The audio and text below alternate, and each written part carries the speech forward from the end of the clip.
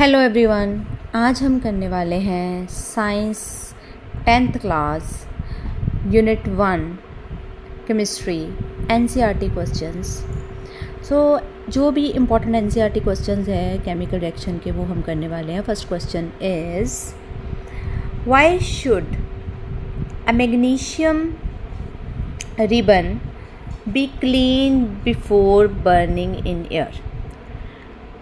तो हमने यहाँ पर बताना है जो मैग्नीशियम रिबन होता है उसको एयर में बर्न करने से पहले उसको क्लीन क्यों किया जाता है। ठीक है, सो जो मैग्नीशियम का रिबन होता है which we are usually has a coating of a white layer of magnesium oxide.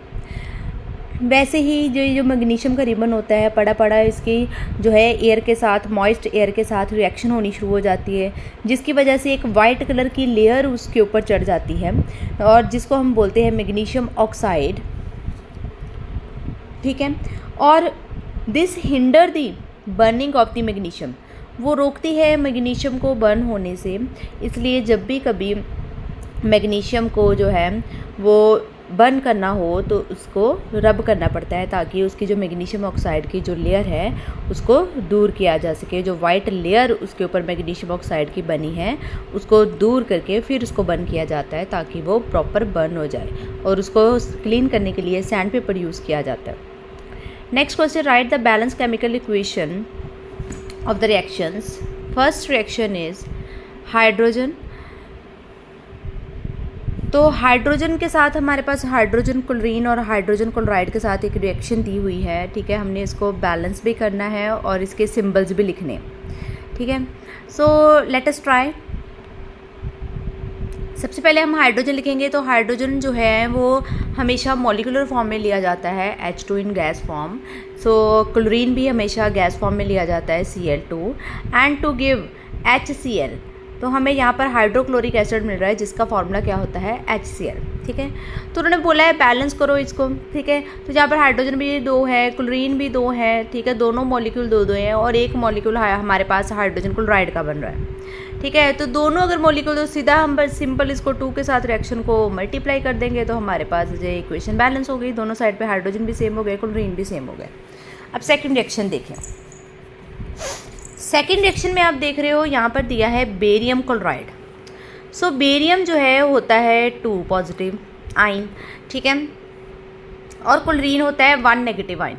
तो ये बैलेंस कंडीशन में होने चाहिए। ठीक है, तो बेरियम 2 पॉजिटिव है तो ये 2 पॉजिटिव लॉस करके जो गेन जो करेंगे उन 2 पॉजिटिव को गेन करेंगे। 2 क्लोरीन यहाँ पर यूज़ किए जाते हैं। एक क्लोरीन एक पॉजिटिव आयन गेन कर लेता है, दूसरा क्लोरीन दूसरा पॉजिटिव आयन गेन कर लेता है और बेरियम क्लोराइड बन गया। प्लस है एल्युमिनियम सल्फेट। अब एल्युमिनियम सल्फेट अगर हम एल्युमिनियम की वैलेंसी देखें तो एल्युमिनियम के 3 पॉजिटिव चार्ज होते हैं और सल्फेट के 2 नेगेटिव चार्ज होते हैं। तो इनको भी हमने बैलेंस करना है। तो यहाँ पर हम क्रॉस मल्टीप्लाई कर देंगे, एल्युमिनियम के साथ 2 लग गया और सल्फेट के साथ 3 लग गया। ठीक है, next is barium sulphate. So barium 2 positive है और सल्फेट 2 नेगेटिव है। ठीक है, तो दोनों ऑलरेडी बैलेंस है तो इनको सिंगल सिंगल हम यूज़ करेंगे। And plus aluminium chloride. तो एल्युमिनियम क्लोराइड जो है एल्युमिनियम 3 पॉजिटिव, क्लोराइड 1 पॉजिटिव होते तो क्लोरीन के हमारे पास 3 मॉलिक्यूल लगाने पड़ेंगे ताकि तीनों जो पॉजिटिव चार्ज है वो उसके साथ बैलेंस हो जाए। अब हमने करना है नेक्स्ट, पहले तो हमने इसका एक फार्मूला लिख लिया। ठीक है, अब हमने इसको करना है बैलेंस। हम लेंगे कोई स्टोइकियोमेट्रिक कांस्टेंट, जैसे लास्ट भी आपको रिएक्शन सॉल्व करनी बताई थी।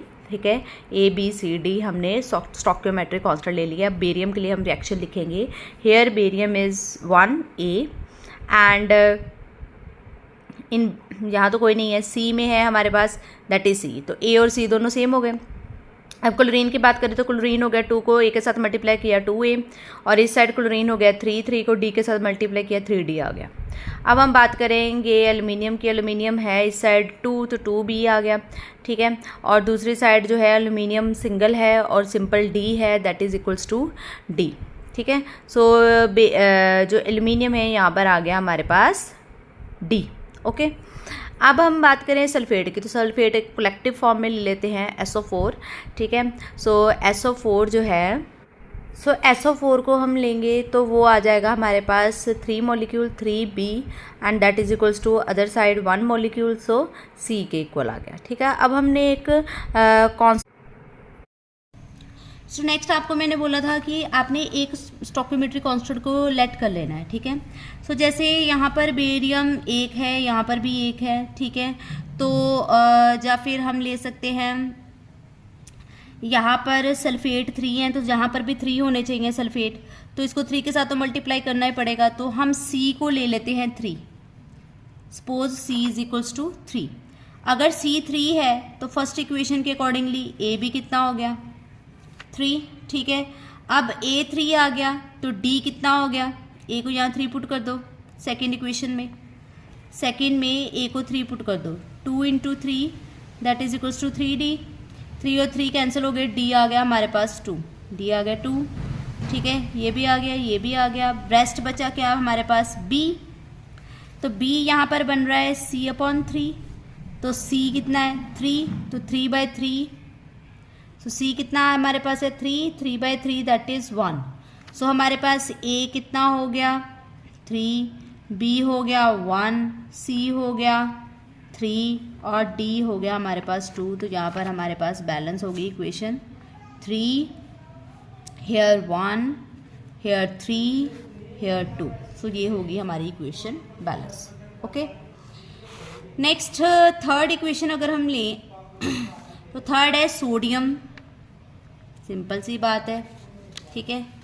तो थर्ड इक्वेशन अगर हम लें तो यहाँ पर आ गया थर्ड इक्वेशन में सोडियम, ओके, हमने ले लिया सोडियम, लो जी। फिर ले लिया वाटर, वाटर है हमारे पास H2O, फिर हमारे पास बन रहा है सोडियम हाइड्रोक्साइड NaOH एंड बन रहा है हाइड्रोजन, ओके। सो सोडियम जो है यहाँ पर हाइड्रोजन 2 हैं, यहाँ पर भी 2 हैं, 2 और 3, ठीक है, यहाँ 3 बन रहे हैं, ठीक है। यहाँ सोडियम 1 है, यहाँ भी सोडियम 1 है, तो हमें हाइड्रोजन को बैलेंस करने की ज़रूरत है, ठीक है।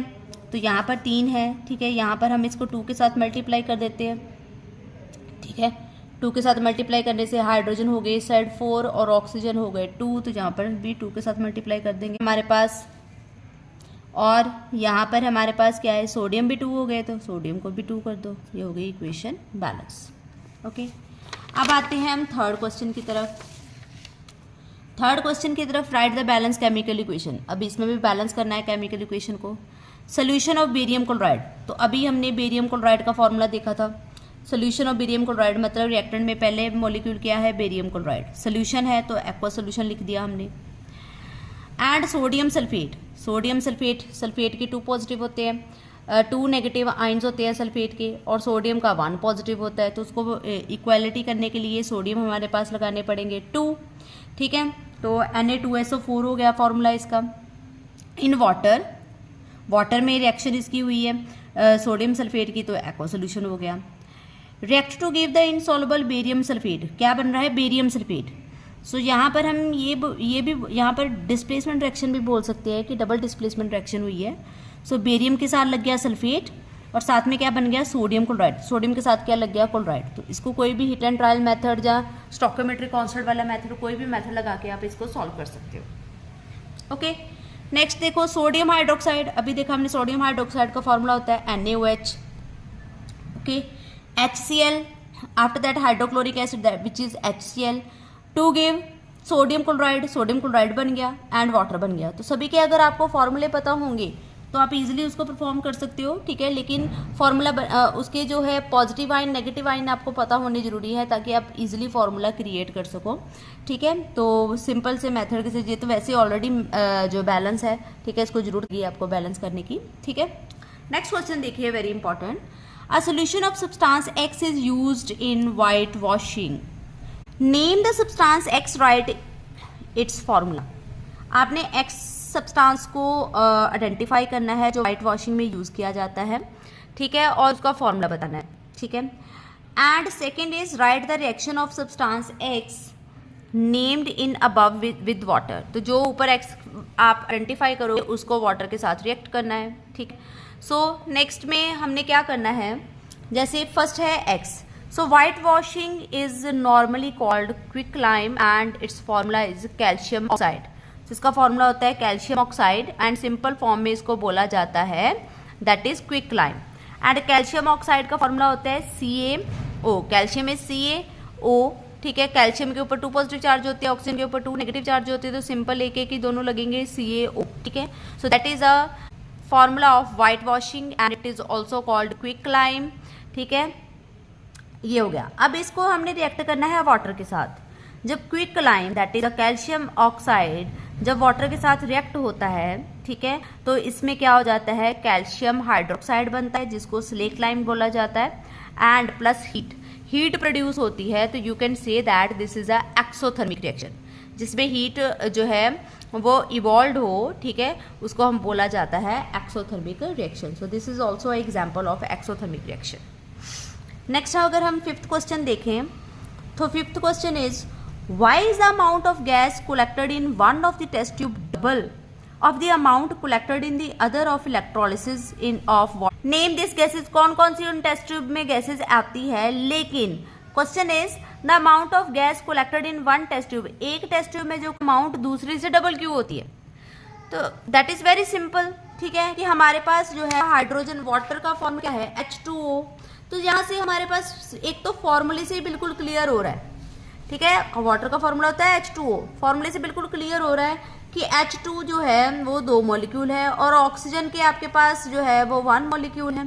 तो डबल तो वैसे ही रेशियो में दिए हुए, तो सिंपल सी बात है, the gas is collected in double the amount of electrolysis of water experiment is hydrogen. Hydrogen double है क्योंकि तो 2 मॉलिक्यूल यूज हो रही है, तो ऑब्वियसली उसमें डबल ही प्रोड्यूस होंगे। And this is because water H2O contain 2 part of hydrogen element as compare to the water of oxygen, ठीक है। तो हाइड्रोजन के होंगे 2 पार्ट, उन्होंने गैसेस के नेम पूछे हैं, ठीक है, नेम दिस गैसेस। तो डबल वाली कौन सी हो गई, हाइड्रोजन, और सिंगल वाली कौन सी होगी, oxygen. Okay, the next question is why does the colour of copper sulphate changes when an iron nail is dipped in it.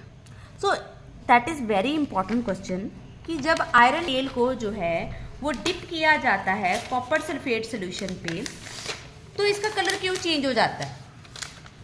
तो कलर चेंज होने का क्या कारण है, पहले तो हम देखेंगे iron plus copper sulphate solution, ठीक है, आयरन में डाला कॉपर सल्फेट सोल्यूशन। अब हमने देखना है जो रिएक्टिविटी सीरीज होती है, सो रिएक्टिविटी सीरीज में आयरन होता है टॉप पे और कॉपर होता है डाउन, मीन्स आयरन जो है वो कॉपर को डिस्प्लेस कर सकता है। तो जब किसी कॉपर सल्फेट सॉल्यूशन में कोई आयरन का नील डाला जाता है, तो आयरन क्या हाईली रिएक्टिव है देन कॉपर, तो ये क्या करता है सल्फेट्स कॉपर को डिस्प्लेस करके, ठीक है, लेता है उसकी जगह, ठीक है, और उसको डिस्प्लेस कर देता है कॉपर को, एंड हमारे पास क्या बन जाता है, आयरन सल्फेट प्लस कॉपर जो है वो बाहर आ जाता है एक्शन से, ठीक है, सॉलिड फॉर्म में। तो इस केस में iron is more reactive than copper, so it displace copper from copper sulphate solution according to the following reaction. So इसलिए उसका जो कलर है जो वो है वो चेंज हो जाता है, ठीक है। So this is due to a high reactivity of iron from the iron sulphate, and blue colour of copper sulphate solution fades. तो ब्लू कलर जो होता है कॉपर सल्फेट सोल्यूशन का वो फेड हो जाता है, and the solution turns green due to iron sulphate is form. तो सोल्यूशन क्या हो जाता है, ग्रीन कलर का हो जाता है, और जो ब्लू कलर होता है वो फेड हो जाता है, ठीक है। Next question, give an example of double displacement reaction other than one between barium chloride and sodium sulphate solution.